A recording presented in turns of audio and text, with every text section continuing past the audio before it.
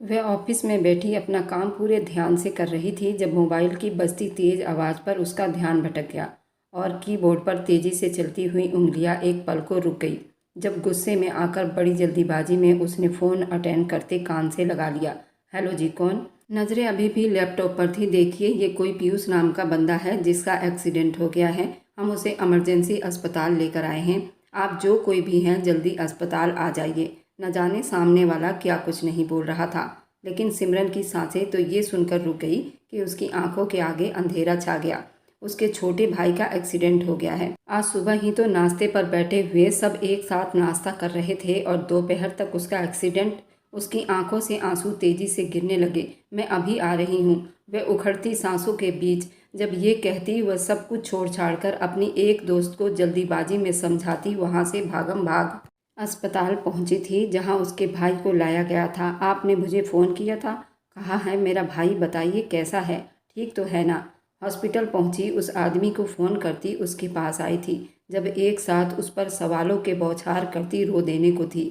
देखो बेटा, रो मत। मुझे तो मालूम भी नहीं है इस बच्चे का एक्सीडेंट कैसे हुआ। ये तो काफ़ी देर से रोड पर ज़ख्मी हालत में पड़ा था, खून भी काफ़ी बह गया था। डर के मारे कोई मदद भी नहीं कर रहा था। वह तो मैं उसे अपनी जिम्मेदारी पर उठाकर अस्पताल लाया।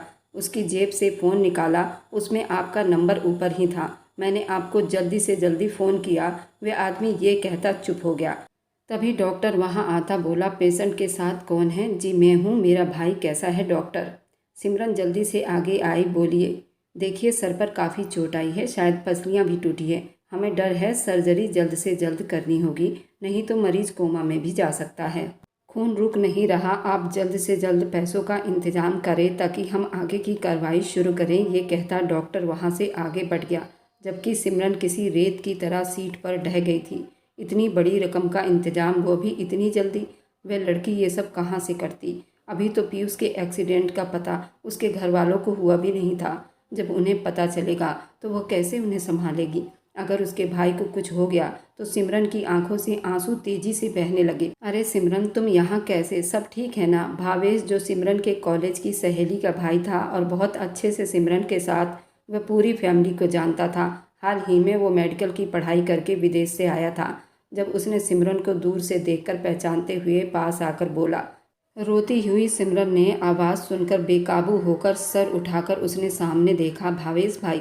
जब आंसू भरी आंखें लिए वह उन्हें एक पल में पहचान गई थी। उसके भाई कहने पर भावेश के मुंह में कड़वाहट घुल गई थी। अभी पीयूष का एक्सीडेंट हो गया है, उसके सर पर चोट आई है, डॉक्टर ने कहा जल्दी ऑपरेशन करना पड़ेगा। इतना कहती सिमरन बेकाबू होकर रोने लगी।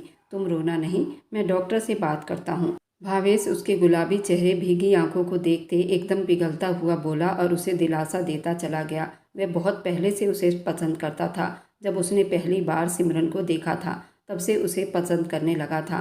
वह एक खूबसूरत और समझदार लड़की थी, पर बहुत छोटी थी और भावेश अपना कैरियर बनाने के चक्कर में अपनी उम्र का ख्याल करते सिमरन से उस वक्त कोई रिश्ता नहीं जोड़ सका था। लेकिन अब जब वह एक डॉक्टर बनकर लौटा था, उसकी पहले इच्छा यही थी कि सिमरन को अपना बनाना। लेकिन अब इन हालात में सिमरन से टकराव, भावेश को लगा जैसे उसे पाने के लिए उसे और ज़्यादा इंतज़ार करना पड़ेगा। दूसरी तरफ सिमरन को जैसे कोई फरिश्ते की तरह मालूम हो रहा था। उसे उम्मीद थी भावेश एक काबिल डॉक्टर है, सब कुछ ठीक कर देगा। इसलिए वह घर पर गणेश साहब को फ़ोन करके उसने पीयूष की खबर दी तो ये खबर गणेश साहब पर बिजली बनकर गिरी थी। वह जल्दी से रूपाली देवी यानी अपनी पत्नी के साथ अस्पताल पहुंच गए। एक तूफान आया था, हर कोई उनको दुख से देख रहा था जब वो तीनों एक दूसरे के गले लगकर रो रहे थे। इकलौते बेटे का दुख रूपाली देवी बर्दाश्त ही नहीं कर पा रही थी और बार बार बेहोश हुए जा रही थी। उनकी तबीयत बहुत ख़राब हो गई जब मजबूरन उन्हें इसी अस्पताल में एडमिट करना पड़ा, नहीं तो वह गम उनके दिमाग पर असर कर जाता। भावेश तो सिमरन की फैमिली की ये हालत देखता एक पल को चकरा गया था। उसे समझ नहीं आ रहा था वह गणेश साहब को संभाले या रूपाली देवी को या फिर सिमरन को। जब बड़ी मुश्किल से उनको समझाते हुए गणेश साहब और सिमरन को तसल्ली देता पीयूष की कंडीशन उन्हें बताने लगा। देखो सिमरन, पीयूष का इस वक्त जल्द से जल्द ऑपरेशन करना बहुत ज़रूरी है। तुमसे अभी जो डॉक्टर ने कहा है वह सब गलत नहीं था, उसके दिमाग पर बहुत गहरी चोट आई है। ये कहते भावेश थोड़ा चुप हुआ था। सिमरन एक बार फिर जोर जोर से रोने लगी। सिमरन, भगवान के लिए संभाल लो खुद को। ये वक्त हिम्मत हारने का नहीं है।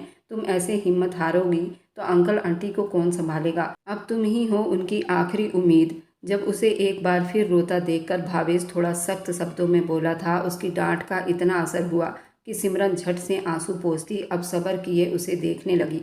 देखो सिमरन, इस वक्त इस शहर में ऐसा कोई भी काबिल डॉक्टर नहीं जो कि उसका ऑपरेशन कर सके। ये बहुत रिस्की काम है। 20% चांस है वह ठीक हो जाए इस सर्जरी में। भावेश की ये बात सुनकर सिमरन गिरने ही लगी थी कि गणेश साहब ने उसे जल्दी संभाला। लेकिन एक आदमी है जो पीयूष की सर्जरी 100% कामयाब करके उसको नई जिंदगी दे सकता है। जब सिमरन को गिरता एक बार फिर से हिम्मत हारता देखकर भावेश जल्दी से बोला, कौन कौन है वे इंसान? आप प्लीज़ उनसे कहिए कि वो पीयूष की ज़िंदगी लौटा दे। सिमरन एकदम खुश होती अब उससे बातचीत करने लगी। जब भावेश ने उसकी बात वहीं काट दी, नहीं सिमरन, मैं उनके बारे में कुछ खास नहीं जानता। इतना मालूम है वे विदेश के ही मेडिकल साइंस से ग्रेजुएट है और कुछ दिन पहले ही हिंदुस्तान वापस आए हैं। वे बहुत ही जीनियस डॉक्टर है, उसका मुकाबला कोई कर ही नहीं सकता। वह एक अच्छा सर्जन डॉक्टर है, कुछ गर्म दिमाग का बंदा है। उसे यहाँ इस सर्जरी के लिए बुलाना आसान नहीं। हम में से कोई भी उसे इस सर्जरी के लिए राज़ी नहीं कर सकता। लेकिन अगर तुम कुछ ऐसा करो या उन्हें राज़ी कर सकती हो तो हम पीयूष को बचा भी सकते हैं। सिमरन फटी आंखों से भावेश को देखती उसके एक एक शब्द को बड़ी गौर से सुन रही थी। लेकिन बेटा, हम उनसे कैसे बातचीत कर सकते हैं? अब की गणेश साहब ने कांपती आवाज़ में कहा, अंकल जी उसकी फ़िक्र मत करो, उस सर्जन डॉक्टर का नंबर आपको ला कर दूंगा। लेकिन उसे यहाँ इस सर्जरी के लिए कैसे लाना है और कैसे राज़ी करना है ये आपको देखना होगा, क्योंकि मैं उस आदमी को बिल्कुल भी नहीं जानता। इस अस्पताल के सारे डॉक्टर उसकी बड़ी तारीफ कर रहे हैं, मैं तो उस आदमी को जानता तक नहीं। भावेश ये कहता वहाँ से सीधा आगे बढ़ गया और फिर कुछ ही देर में एक पर्ची जिस पर कोई नंबर लिखा था उसके साथ वह वहाँ सिमरन और गणेश के सामने मौजूद था। ये लो नंबर उस सर्जन डॉक्टर का। सिमरन, जो भी करना है जल्द से जल्द करना होगा, वक्त बहुत कम है।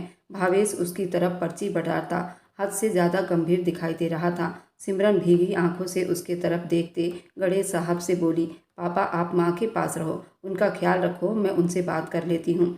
जब गणेश साहब उसकी बात पर सर हिलाते, उसे सीने से लगाते, भावेश के साथ आगे बढ़ गए। अब पीछे सिर्फ सिमरन अकेली खड़ी रह गई थी। जब उसने कांपते हाथों से फ़ोन निकालकर पर्ची में लिखा नंबर अपने मोबाइल के स्क्रीन पर मिलाया और कान से फ़ोन लगाए इंतज़ार करने लगी। उसका दिल फ़ोन की जाती बेल के साथ धक धक कर रहा था। जब चौथी बेल पर किसी ने फ़ोन उठाते भारी आवाज़ में हेलो कहा, एक पल को सिमरन का दिल अंधे कुएं की गहराई में जैसे डूब सा गया।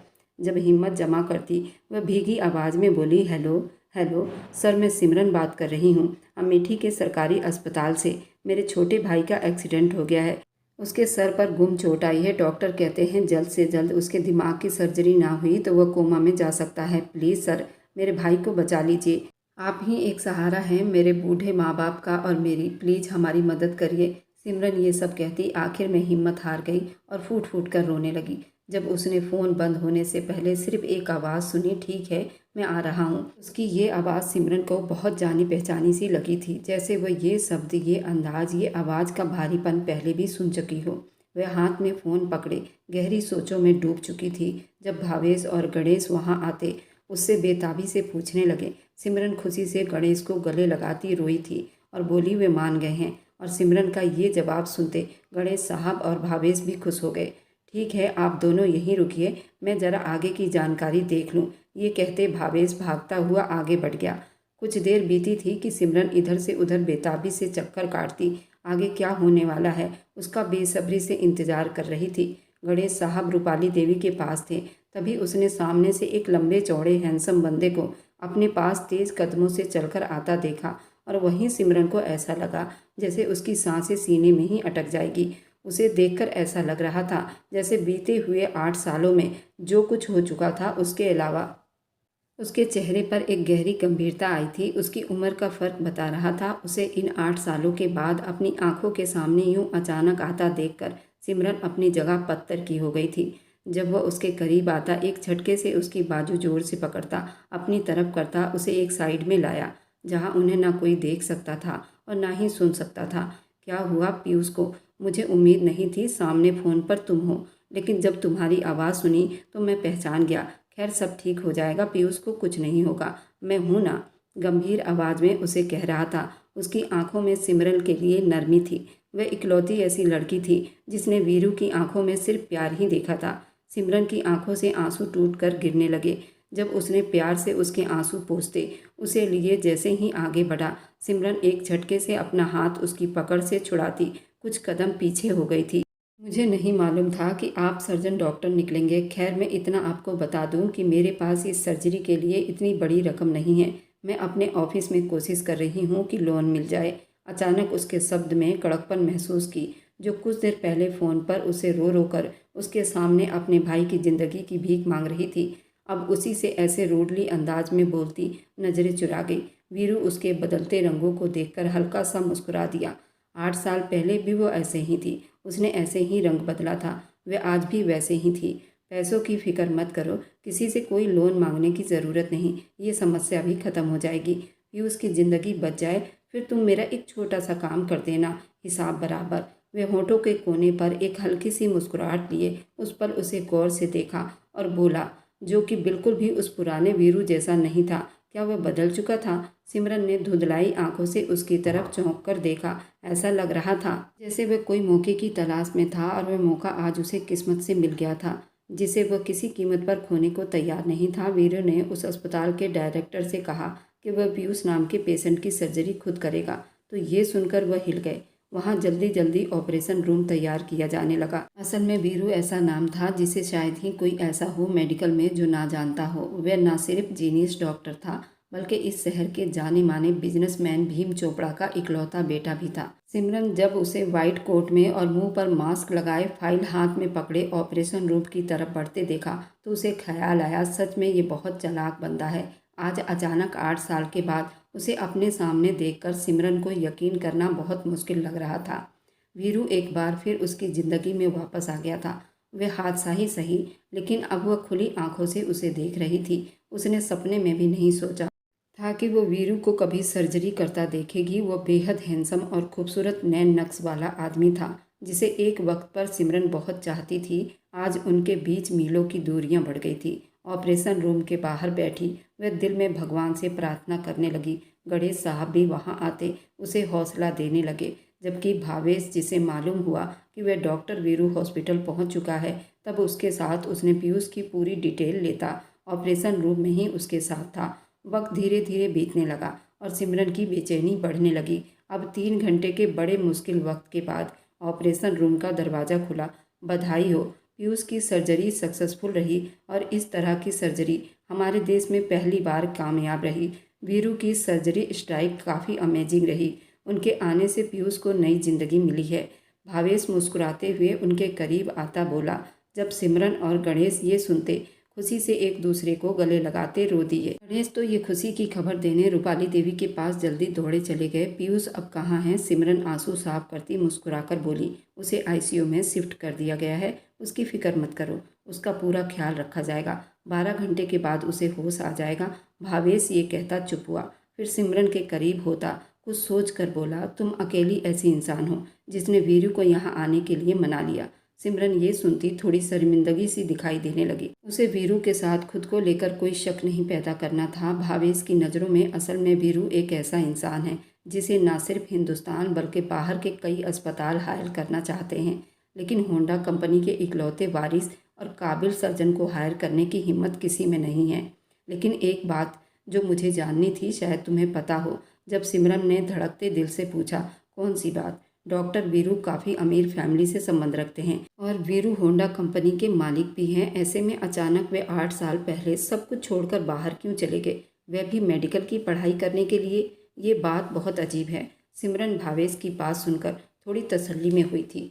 जब कुछ देर के बाद बोली, पता नहीं, लेकिन इस वक्त मैं बहुत खुश हूँ कि पीयूष बिल्कुल ठीक है, अब उसे कोई खतरा नहीं। सिमरन की बात सुनकर भावेश का मुंह उतर गया। बहुत बहुत धन्यवाद भावेश भाई, आपकी वजह से आज पीयूष की ज़िंदगी बची है। ये एहसान शायद हम जिंदगी भर आपका ना उतार सके। वह रोती हुई निगाहों से मुस्कुराकर कहती वहाँ से जाने लगी जब भावेश की बात ने उसके कदम रोक लिए। एक बात याद कर लो कि सर्जरी से पहले वीरू फाइनेंस डिपार्टमेंट से इस अस्पताल में 12 लाख रुपए ट्रांसफ़र करवाए हैं। 8 लाख सर्जरी के, जबकि 4 लाख सर्जरी के बाद के खर्चों के लिए। सिमरन हैरान होती, बेकाबू होकर मुड़ी और गहरी सांस लेने लगी। वीरू ने बिना कहे चुप्पी से न सिर्फ सर्जरी की बल्कि दूसरे खर्चों के लिए भी पैसे जमा करवाए थे और वे अपनी फीलिंग भावेश से छुपाने के लिए चेहरा झुकाकर खड़ी सोचने लगी।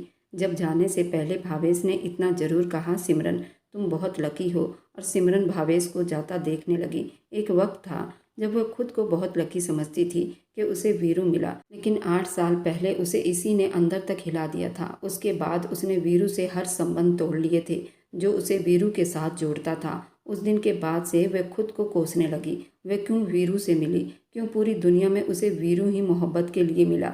लेकिन आज 8 साल के बाद इस मुसीबत की घड़ी में वह वीरू ही था जो उसकी मदद को आगे आया था। वीरू के होते हुए सिमरन को ऐसा क्यों लगता था कि कोई मुसीबत उसका कुछ नहीं बिगाड़ पाएगी। गहरी सोचों को झटकती वे आगे बढ़ी, जहाँ रूपाली देवी बेहोशी में मुस्कुरा रही थी। मम्मी, पीयूष बिल्कुल ठीक है, उसकी ज़िंदगी भगवान ने वापस कर दी है, प्लीज़ आप भी ठीक हो जाइए। वह ये कहती वह प्यार से उनका माथा चूम कर अपना गाल टिका गई। रात के 11 बज रहे थे। इतनी बड़ी और मुश्किल समस्याओं में सर्जरी करने के बाद से अब तक सिमरन ने वीरू को नहीं देखा था। वे अचानक कहाँ गायब हो गया, कोई नहीं जानता था। सुनसान खाली कॉरिडोर की रखी कुर्सियों पर बैठी अब वह थकन से बेहाल हो चुकी थी। गणेश ने बहुत जिद की कि वह कुछ खा ले या घर चली जाए, कुछ देर आराम कर ले, पर वह रूपाली देवी के पास ही थी। लेकिन वह नहीं मानी। धीरे से सर और पीठ कुर्सी से लगाती आंखें बंद किए बैठी थी। जब उसका फ़ोन बजने लगा, उसने फ़ोन पर्स में से निकालकर स्क्रीन पर देखती हैरान रह गई। ये वही नंबर था जिसे आज दोपहर में उसने खुद फ़ोन करके अपने भाई की ज़िंदगी की भीख मांगी थी। सिमरन ने कुछ सोचकर फ़ोन अटेंड करते कान से लगाया। मैं तुमसे मिलना चाहता हूँ। जब उसने सामने वाले की बात सुनकर सिमरन के माथे पर ढेरों बल पड़ गए थे। ठीक है, मैं कल। अभी वह इतना ही बोल पाई थी जब सामने वाले ने उसकी बात काटते हुए कहा, अभी इसी वक्त मैं नीचे तुम्हारा इंतजार कर रहा हूँ, अस्पताल के सामने। ये कहता वो फ़ोन बंद कर गया। जब सिमरन मुंह खोले बिल्कुल हक्का बक्का सी फ़ोन देखती रह गई थी। ये खुद को क्या समझ रहा है? क्या ये पीयूष की जान बचाकर मुझे अपने पैरों में गिराना चाहता है, मुझसे भीख मंगवाना चाहता है? मैं भी उसका एहसान उसके मुंह पर मार दूंगी और उसका एक एक पैसा उसे सूद समेत लौटाऊंगी।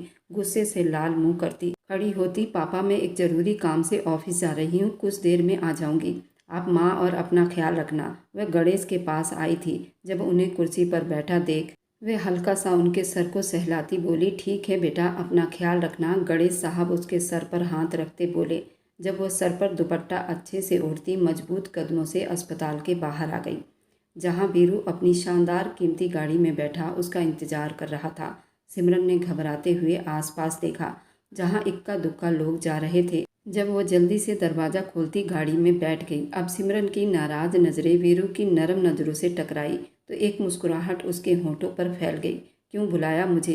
क्या चाहते हो? जल्दी बोलो। मैं नहीं चाहती कि कोई भी हमें इस तरह मिलता देख ले और कुछ गलत समझ बैठे। सिमरन गुस्सा होती बोली। जब वीरू ने गाड़ी झटके से स्टार्ट की और तेज़ी से आगे बढ़ा दी कि सिमरन घबराकर खुली आंखों से उसको इस तरह की ड्राइविंग करता देखती रह गई। ये तुम कहाँ लेकर जा रहे हो? रोको। अब वो पूरी तरह से घबराई सी बोली, जब सामने वाला उसे बिल्कुल इग्नोर करते गाड़ी तेज रफ्तार से चलाता रहा। वीरू प्लीज़ गाड़ी रोक दो। जब डर के मारे सिमरन के होंठों से उसका नाम निकला तो वीरू जैसे खुशी से पागल होता गाड़ी सड़क के किनारे रोक गया। मैं जानता हूँ सिमरन, तुम आज भी मुझसे मोहब्बत करती हो, तुम मुझसे नफरत नहीं कर सकती। किस्मत ने हम दोनों को एक होना तय की है, कोई हमें अलग नहीं कर सकता। खुद से जंग लड़ना अब छोड़ दो। वीरू उसका हाथ मजबूती से अपने हाथों में लेता मोहब्बत से और चोर आंखों में प्यार भरता बोला, ये क्या कर रहे हो? हद में रहो। मैं 8 साल पहले तुमसे मोहब्बत करती थी, अब नहीं, अब सिर्फ नफरत करती हूँ। हम कभी एक नहीं हो सकते। भगवान के लिए मेरा पीछा छोड़ दो। जब सिमरन अपना हाथ उसकी पकड़ से छुड़ाती रूठ कर बोली। वीरू ने ठहर कर एक गहरी निगाह उसके जिस्म पर डाली, फिर गाड़ी स्टार्ट कर दी और सीधा उसे एक रेस्टोरेंट में ले आया। मुझे भूख लगी है, मैंने सुबह से कुछ नहीं खाया, आओ कुछ पहले खा लेते हैं, फिर बात करेंगे। जब उसका ख्याल करता वीरू बहाना बनाते बोला। वह जानती थी ये सब वो उसी की फिक्र में बोल रहा है।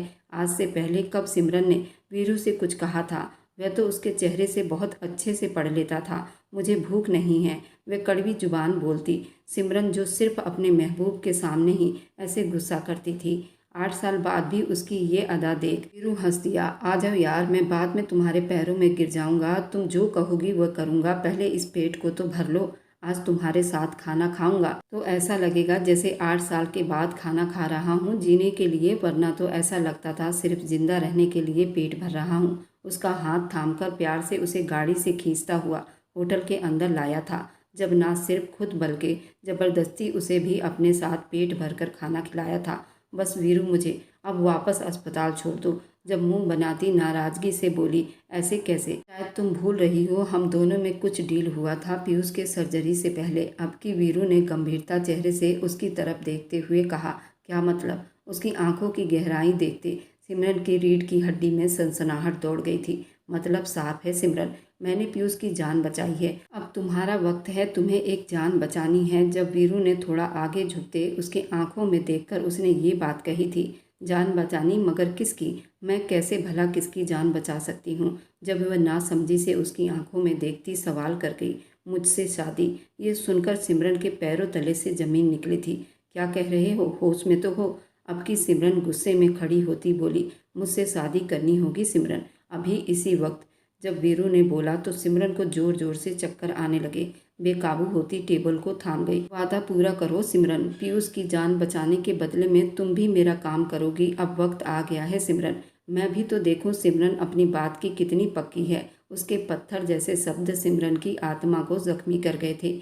जब उसने आंसू से भरी आंखों से उसके चेहरे को देखा था, वह इतने नाजुक पलों में अपने मौके के लिए इस्तेमाल कर गया था। सिमरन को मजबूर करेगा, उसको अपने आगे झुकाएगा। सिमरन ने सोचा भी नहीं था। उस पल उसे वीरू से बहुत नफरत महसूस हो रही थी।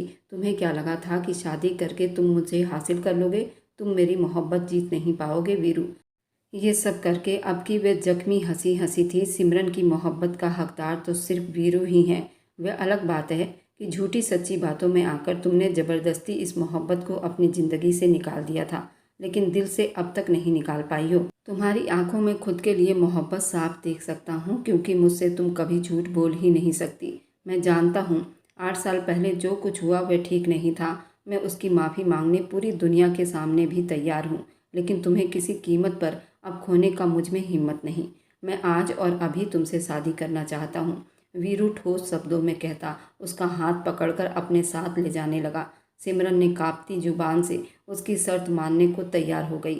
अब उसे हर हाल में उसकी बात मानते हुए ये शादी करना ही था। वह मजबूर थी, अपने जुबान से पीछे नहीं हो सकती थी और ना ही वीरू उसे ये करने देता। सर झुकाए उसके साथ चलती जबरदस्ती अपने कदमों को घसीट रही थी। उसके अपने होंठ बिल्कुल चुप थे और आंखों से आंसू गिर रहे थे। गाड़ी में बैठते वे गाड़ी अब फार्म हाउस के तरफ मोड़ते एक नज़र सिमरन की तरफ देखा था। बस वीरू, पीयूष को ठीक होकर घर आने दो। मैं पापा से बात करके उन्हें मना लूँगी, फिर ये शादी करूँगी। नहीं, हम अभी शादी करेंगे। अंकल आंटी को कैसे हैंडल करना है ये तुम सोच लेना, मुझे कोई जल्दी नहीं। सामने देखकर कहता वह किसी कीमत पर भी उसे इस वक्त सिमरन से शादी करना ही था। वह बिल्कुल अब शादी के मूड में था। तुम्हें लगता है मैं अपना वादा पूरा नहीं करूंगी? मुझ पर भरोसा नहीं? सिमरन कड़वी हंसी हंसती बोली। वीरू को उस पर भरोसा नहीं था। शायद उसे लगता था कि उसके ठीक हो जाने के बाद सिमरन उससे शादी नहीं करेगी, लेकिन वह ये नहीं जानती थी कि वीरू 8 साल से उसी पल के इंतजार में था कि वो कब सिर्फ उसकी बन जाएगी, जहाँ दुनिया की कोई ताकत उसे फिर से वीरू से अलग ना कर सकेगी। वीरू, मुझे लगता है आज का दिन शादी के लिए बिल्कुल भी ठीक नहीं है। तुमसे शादी के बाद की हक वसूल नहीं करूँगा। वह तुम बाद में फैमिली से बात करके उन्हें राजी करके खुशी से विदाई के बाद दे देना। मुझे कोई जल्दी नहीं। मुझे सिर्फ इस बात की तसल्ली हो जाएगी कि सिमरन सिर्फ मेरी है, मेरी धर्मपत्नी, जिसे मुझसे कोई अलग नहीं कर सकता। उसने इतने साफ शब्दों में कहा, पर सिमरन की कान की लौ तक लाल हो गई थी। उससे और ज़्यादा वीरू के तरफ देखना मुश्किल हो गया था। जब ये दोनों उसके फार्म हाउस में पहुंचे, जहां रात के उस वक्त उसका मैनेजर सारे कागजात, वकील और फिर पंडित जी को लेकर तैयार था, और सिमरन तो ये सब देखकर हैरान रह गई थी। वह इतना पावरफुल और अमीर आदमी था कि जो चाहे कर सकता था, उसे कोई रोकने वाला नहीं था। कुछ घंटे तय करने के बाद उसकी शादी संपन्न हुई थी और कुछ पेपर साइन करने के बाद सिमरन से अब वीरू की पत्नी बन चुकी थी। वीरू ने कानूनी तौर पर भी सिमरन से शादी कर ली थी और धार्मिक तरीके से भी।